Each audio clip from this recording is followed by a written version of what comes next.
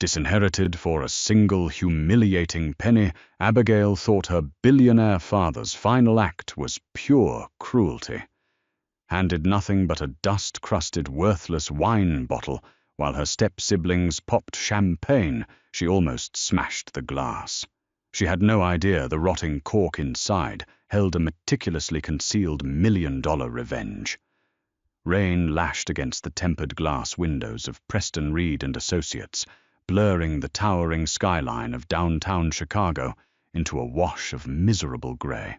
Inside the sprawling boardroom, the atmosphere was thick with the scent of expensive leather-polished mahogany and barely concealed greed. Abigail Caldwell sat rigid in a high-backed chair, her hands folded tightly in her lap, deliberately keeping her gaze fixed on the sprawling oak table. She was acutely aware of the smirks being exchanged across from her. Her stepmother Beatrice sat draped in a pristine white Chanel suit, looking less like a grieving widow and more like a queen ascending her throne.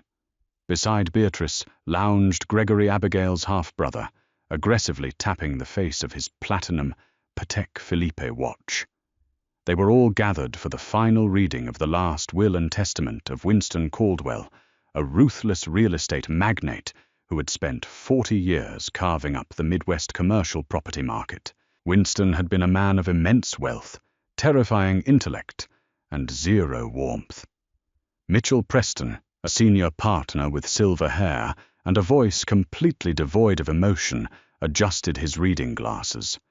He had been droning on for nearly an hour, meticulously dissecting an estate valued at just over $2.4 billion. Abigail listened in silence as the empire she had walked away from was carved up and handed to the two people who had spent their lives sycophantically enabling Winston's worst impulses.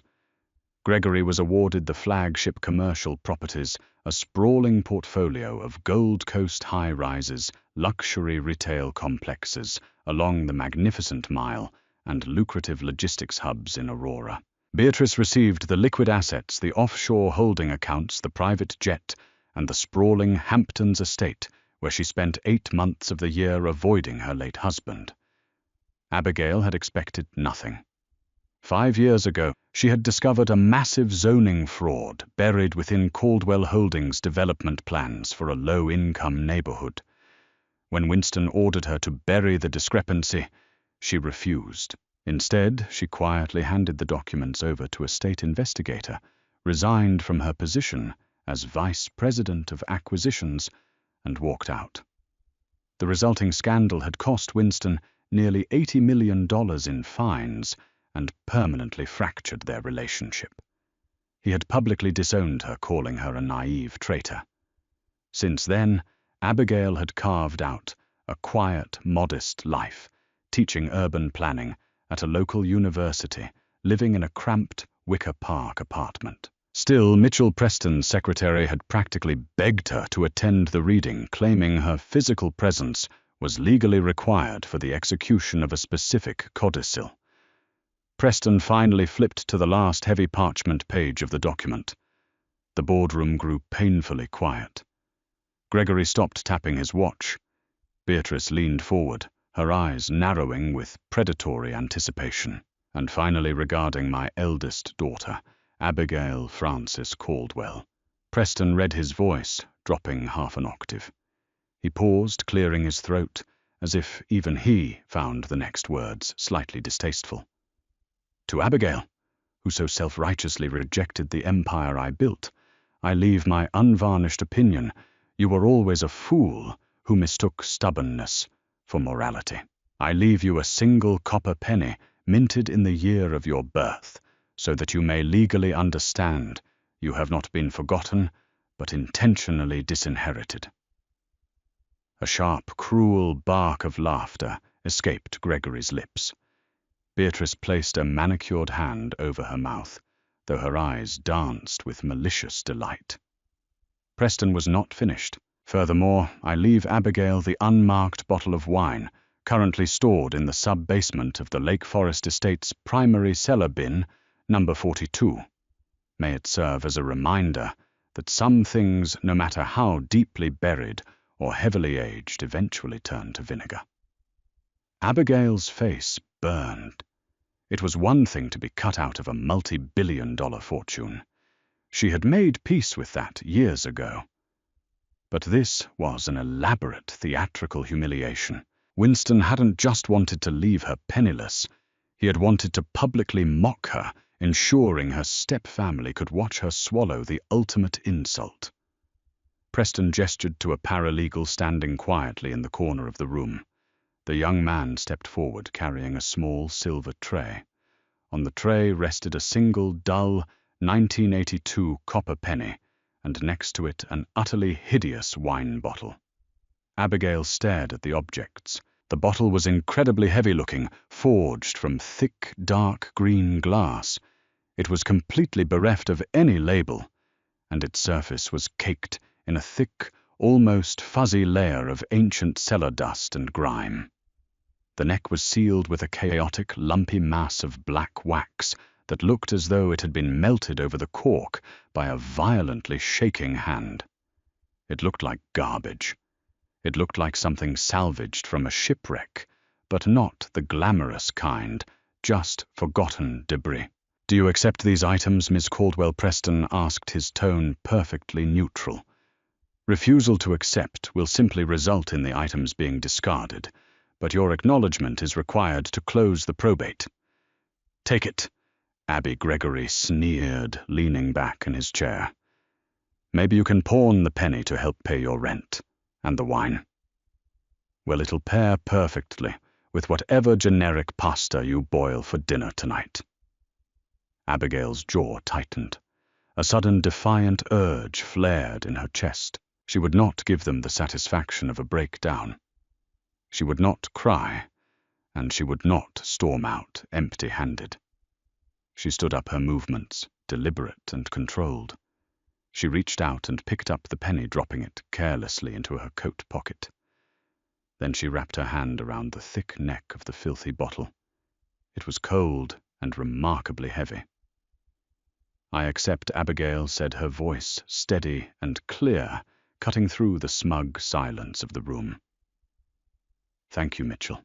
Without another word, without giving Beatrice or Gregory a single glance, she turned on her heel and walked out of the boardroom. She carried the heavy, dirty bottle past the receptionist into the elevator and out into the driving Chicago rain, unaware that the heavy glass in her hand was about to rewrite her entire life. Abigail's apartment in Wicker Park felt colder than usual as she stepped through the door, soaking wet and utterly exhausted. She dropped her keys onto the entryway table and placed the filthy wine bottle right in the center of her small dining table. She stood there for a long time, staring at it, her wet coat dripping onto the hardwood floor. The adrenaline that had carried her out of the law firm was rapidly evaporating, replaced by a hollow, aching exhaustion. Winston Caldwell had always been a cruel man, but the sheer pettiness of his final gesture stung deeper than she wanted to admit. She pulled the 1982 penny from her pocket and set it down next to the bottle. 1 cent. A literal penny for her thoughts, her loyalty, her entire existence as his daughter. She pulled up a chair and scrutinized the bottle under the harsh glare of her overhead pendant light. It was remarkably ugly. Most rare vintage wines, the kind Winston collected by the hundreds, had elegant, deeply embossed labels from estates like Chateau Lafite Rothschild or Domaine de la Romane Conti. They were handled with white gloves, resting in climate-controlled sanctuaries. This bottle looked like it had been buried in mud. Curiosity slowly began to edge out her sorrow. Winston was vindictive, yes, but he was also a man obsessed with precision. He despised clutter, and he abhorred anything cheap. Why would a man who only drank vintages that cost thousands of dollars a glass keep an unlabeled filthy bottle in his pristine cellar, let alone take the legal steps to specifically bequeath it to her in a formal codicil? Abigail decided she needed an objective opinion. The following morning, she wrapped the heavy bottle in a thick towel, placed it in her tote bag, and took the Blue Line train downtown. She headed straight for River North, navigating to an upscale, discreet boutique called Provenance Vintages. The shop was owned by Sebastian Croft, a former senior appraiser for Sotheby's, who now catered exclusively to private collectors. Sebastian was a meticulous man with wire-rimmed glasses and a permanent expression of mild skepticism. When Abigail unwrapped the towel and placed the dust-caked bottle on his immaculate mahogany tasting counter, he visibly winced. "Please tell me you didn't pull this out of a riverbed, Ms. Caldwell," Sebastian muttered, pulling on a pair of black nitrile gloves before daring to touch it. "It was my father's," Abigail explained. "It was left to me in his will. I was hoping you could tell me something about it. Anything at all." Sebastian sighed, retrieving a microfiber cloth and a small bottle of specialized solvent. He began to carefully wipe away decades of accumulated grime from the dark green glass. As the thick layer of dust gave way, his skepticism deepened into outright confusion. He picked up a magnifying loupe and examined the base of the bottle, then ran his gloved fingers along the sides. "Abigail, I don't know how to tell you this," Sebastian said, slowly setting the bottle back down. "This isn't a Grand Cru. This isn't even a mediocre table wine. See this seam here?" He pointed to a faint, continuous line running up the side of the glass. "This indicates mass-market machine manufacturing. The indentation at the bottom, is practically non-existent. Based on the glass density and the molding marks, this bottle was manufactured sometime in the mid-1970s for incredibly cheap commercial distribution. We're talking about the kind of wine that came with a screw cap and was sold in convenience stores." Abigail frowned. "But it has a wax seal and a cork." Sebastian leaned in, examining the chaotic black blob sealing the neck. "That's the strangest part. This isn't traditional bottling wax. Traditional wax is brittle, designed to chip away easily for the sommelier. This looks like an industrial polymer resin. It's been melted on clumsily, entirely by hand after the bottle was purchased. Whoever sealed this didn't want the wine to age. They wanted to ensure the bottle could not be opened without significant deliberate force." "So the wine inside is worthless?" Abigail asked, feeling a fresh wave of humiliation. Her father hadn't just given her a bad bottle of wine, he had literally given her garbage. "If there even is wine inside, it has long since turned to vinegar," Sebastian confirmed gently. "I am so sorry. As an antique or a collectible, its value is precisely zero." Abigail thanked him, paid for his time, and carried the heavy towel-wrapped burden back to her apartment. When she walked through the door, the sheer weight of the emotional manipulation finally broke her.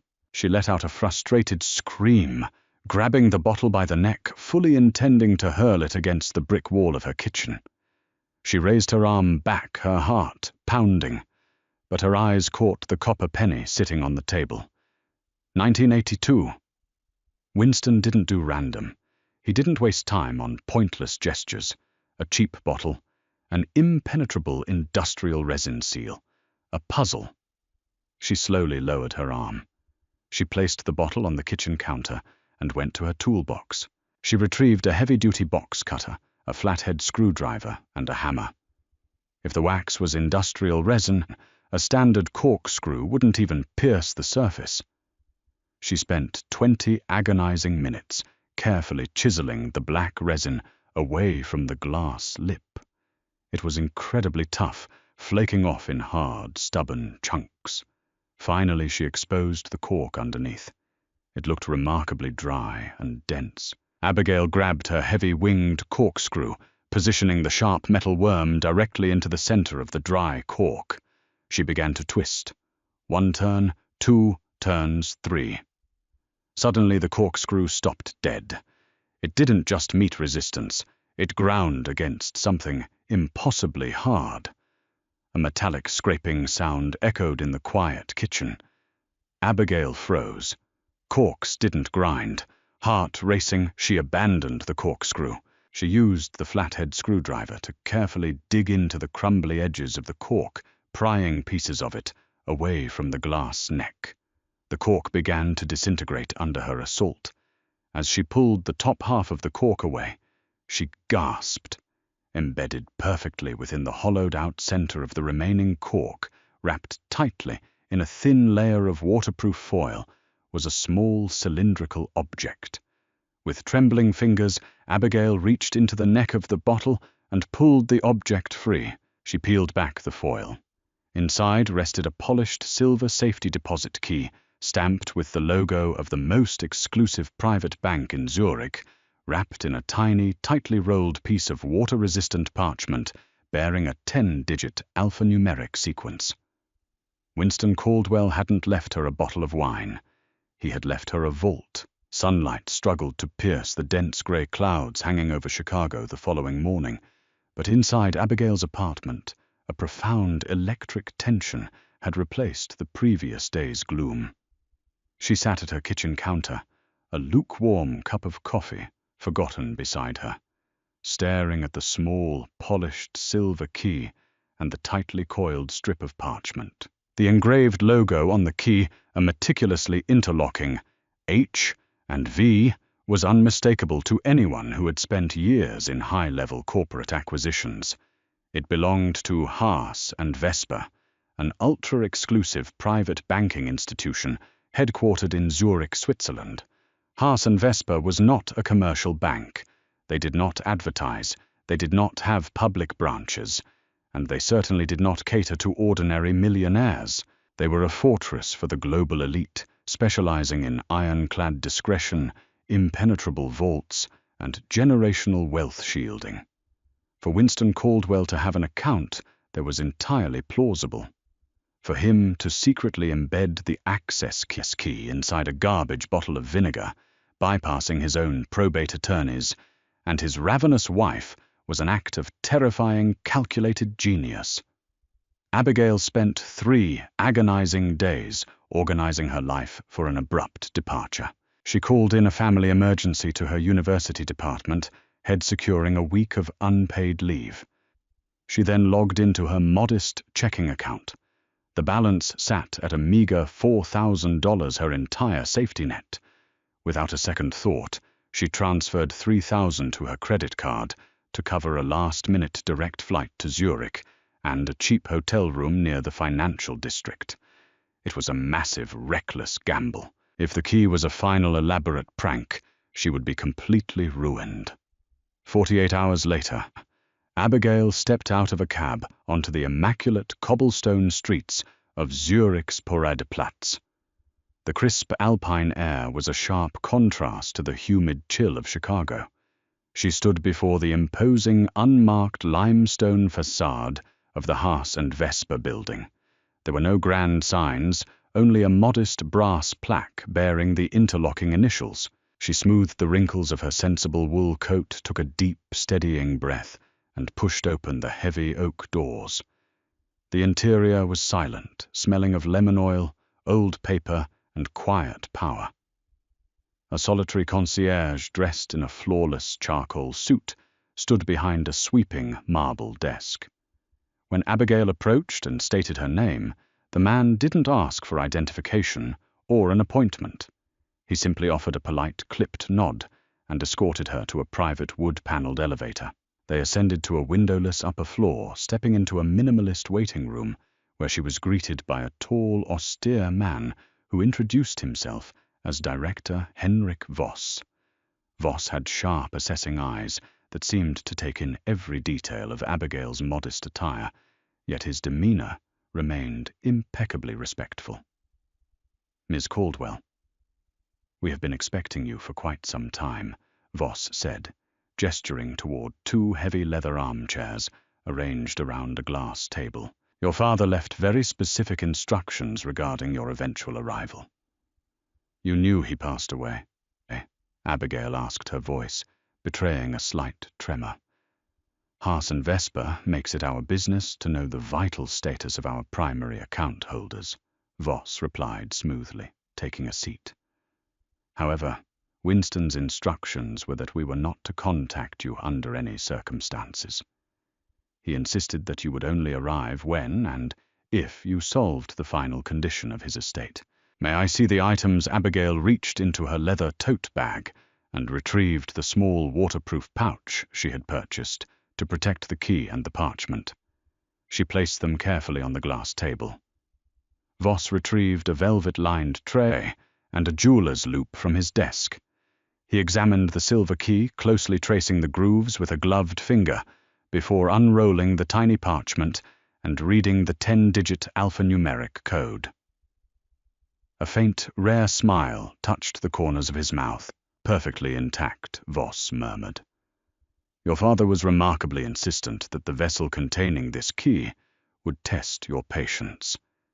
He stated that if you simply threw the vessel away in a fit of predictable, emotional rage, the vault would permanently seal upon the first anniversary of his death, and the contents would be automatically donated to a feral cat sanctuary in Bern. Abigail let out a breath that was half laugh, half sob. That was Winston Caldwell, vindictive, controlling, but possessing a morbid, twisted sense of humor. Since you have presented the key and the cipher, Voss continued, standing up, I am authorized to escort you to the subterranean levels.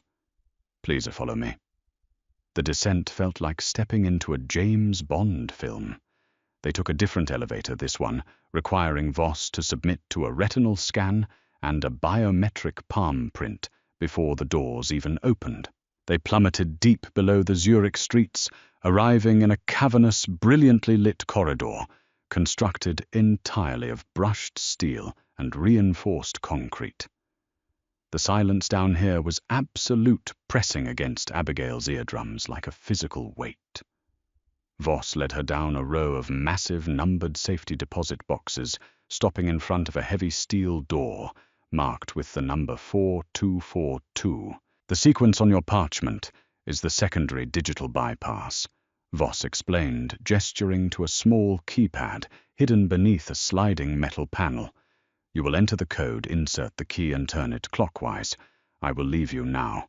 You have absolute privacy.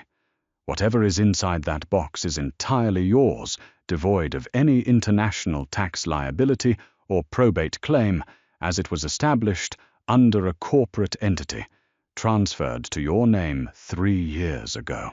Before Abigail could even process the magnitude of his words, Voss bowed slightly and walked back down the echoing corridor, disappearing around a corner. She was completely alone. Her heart hammered wildly against her ribs. She punched the 10 digits from the parchment into the keypad. A soft green light blinked. She slid the silver key into the mechanical lock and turned it. With a deep, heavy clunk, the steel door unlatched, swinging open by a fraction of an inch to reveal the darkness within. Cold air drifted from the open vault, carrying the faint metallic scent of untouched steel. Abigail hooked her fingers around the edge of the heavy door and pulled it wide. Inside the long, deep chamber sat a sleek, brushed aluminum briefcase. Nothing else. She carefully pulled the heavy case from the vault, carrying it over to a small private viewing table situated in the center of the secure room. The case was secured by 2 simple brass clasps.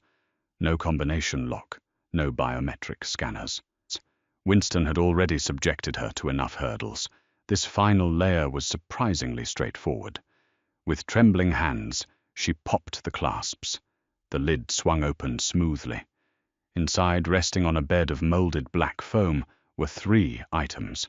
The first was a thick, legal-sized manila envelope sealed with red wax. The second was a velvet jewelry box. The third was a pristine white envelope with her name, Abigail, written across the front in her father's sharp, unmistakable cursive. She reached for the letter first. Tearing open the seal, she unfolded the heavy cotton fiber paper.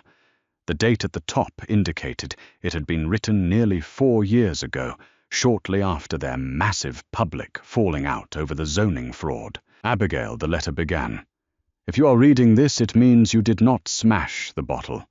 It means that despite the humiliating theater I orchestrated in Mitchell Preston's office, you retained the cold, analytical patience I always knew you possessed.